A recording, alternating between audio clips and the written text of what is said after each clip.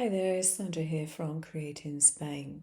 Today I'm going to be doing something a little bit different, but this is for people who have either got a laser cutter or perhaps are thinking of getting one, and also for those people who've got partners, for example, who might have a laser cutter and maybe you hadn't thought about using it for paper crafting. So what I wanted to try and work out for my XTool S1 is how to do a print and cut. Now the XTool machines geared more towards cutting and engraving wood and that sort of thing. So print and cut has not been their priority. XTool are aware that this is a feature which may well be wanted, and I have been in discussions with them telling them what the issues are to try and do it in XTool Creative Space. At the moment, I have a trial version of Lightburn, and I have been able to do print and cut very easily in Lightburn, accurately, quickly, on my laser cutter. Now you might think, well, you've got a Juliet, why do you want to do it on a laser cutter? Well, one of the reasons is that sometimes I want to use a very thick, heavy card for a print and cut. The type of card that I've got is, I think it's 350 GSM. It does not cut well easily. But to be perfectly honest, I have a laser cutter, so if I want to cut something like that, it's easier to do on the laser cutter and have done with it, as long as I can do print and cut on it. I'm using Shortcuts a lot here, which is my normal means of doing print and cut. And I normally send it directly to my cutter and that's it, with registration marks. Now I'm doing it very slightly differently to do it with Lightburn. And if you look at this image here, I've got my print and cut set up in the usual way, and I've got a slight offset around my images. But what I have here are some dots, and I put 1mm circles spaced at 20 centimeters by 28. So these are 28 apart, and these are 20 apart, here and here. Now in total that makes the size 20.2 and 28.2, but I don't have to worry about that. So what I do when I've done this is I make sure those dots are going to print, and I print off the entire sheet, complete with the picture. Now in this particular case, I decided to keep the lines in place and allow them to show. Generally speaking, I would set them not to show and I wouldn't print them. But in the case of testing accuracy, I wanted to see what happened. So I then export this as an SVG. So you go to File, Export SVG. Now to go into Lightburn, you want to export at 96 dpi. Don't do 72 or anything else, do 96. That's the size it comes in and it works, okay? So you don't have to do any fiddling around. So I'm going to close this down, minimize this a minute, and bring you into Lightburn.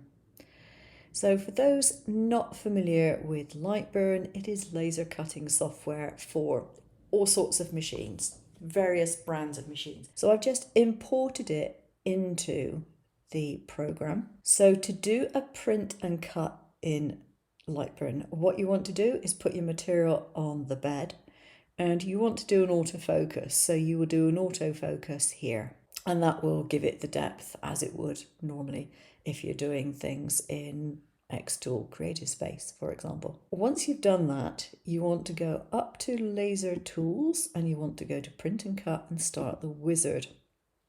And you'll get this little window pop up. So it says set first target position. So what you want to do manually, you want to put your laser over this dot here. Okay, you want to make sure you got it set on the absolute coordinates.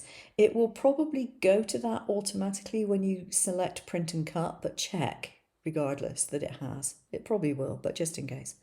So you want to go to the top left corner and you set the first target position. So it needs to have the laser physically positioned there.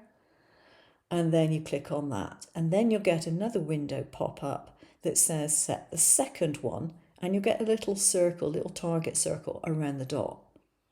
So you then physically move your laser pointer to this bottom right one, and then you can set the position by clicking on here. So the first one you clicked up here, and the second one you clicked down here, and then you get another little window that pops up, and it says something like set positions without scaling, and that's what you want. You don't want it to scale anything, so you just click on that.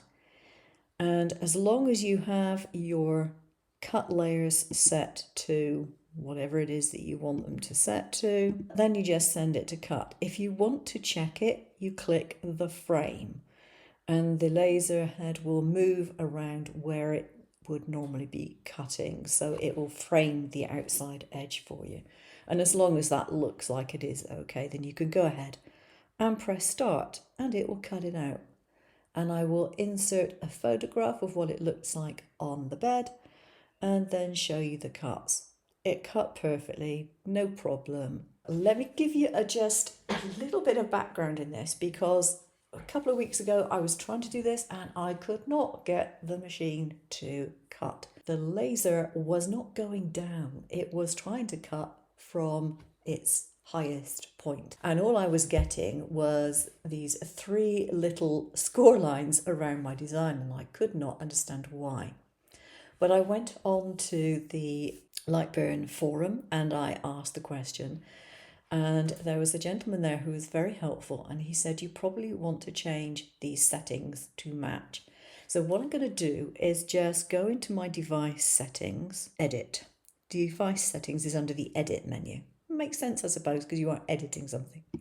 So device settings, and the bit that I had to do was to disengage, enable $J jogging, whatever that might be. And the other one that I had to disable was, no, where was it? Here we go. Enable Z axis. Okay, so you want to disengage that one as well. So these 2 are red. Various other settings on here, you might have different settings for your machine. I've got an S1, which is a 20 watt. My bed size is slightly different to people who've got 40 watt, for example.